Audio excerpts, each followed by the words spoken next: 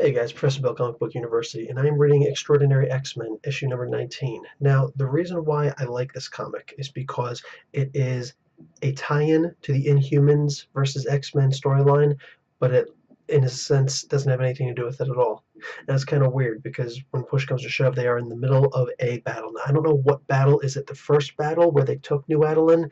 Is it the second battle that I guess they're going to have to go back and forth with that's eventually coming? I don't know because it's very out of flux. It doesn't matter. The idea is that they're in some sort of a battle. Storm just gets finished yelling, "Don't hold back." And Ilyana Rasputin, who's in the front lines, that's Magic, the sister of Pyotr Rasputin, that's Colossus.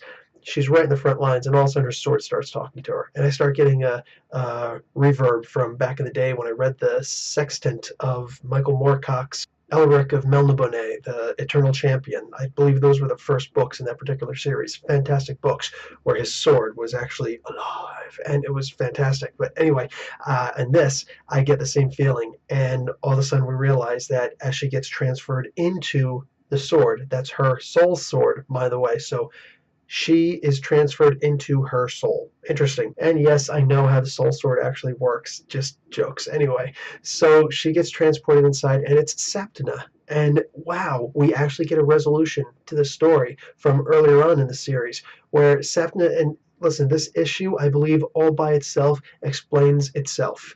The idea is that Sapna was this mutant girl who just started developing powers, and she was affected by the Mpox, and she had to be transferred over to X-Haven, which is in Limbo. That's basically Magic's domain.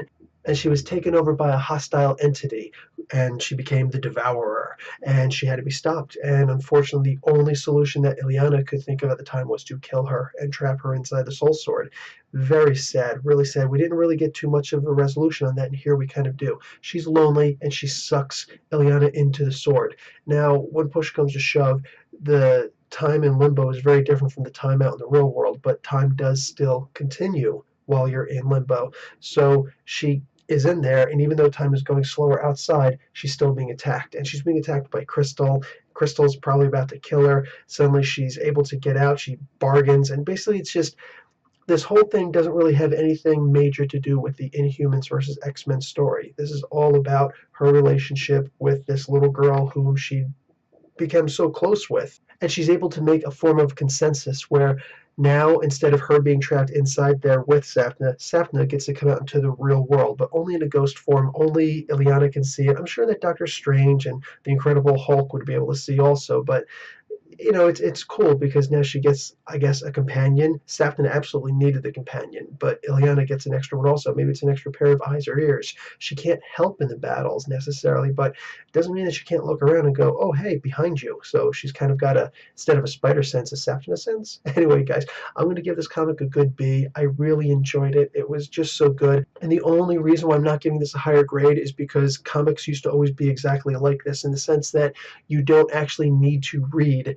the crossovers in a huge event. All the little individual side issues, they're completely unnecessary, and they usually have absolutely no effect whatsoever on the greater story. And we've gone into a change in that, both in Marvel and DC, that side stories actually do matter.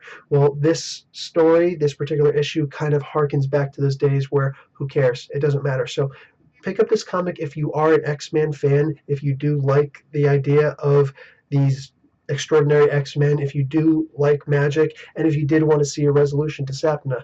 Aside from that, if you're only picking up X-Men comic books or Inhuman comic books because of the Inhumans versus X-Men comics, this one is, even though it has the title on top that it's a crossover, it absolutely is not. It means nothing, and it's unimportant. But yeah, if you're just a fan of X-Men, absolutely pick this up. Anyway, guys, Professor Bill, Comic Book University. Class dismissed.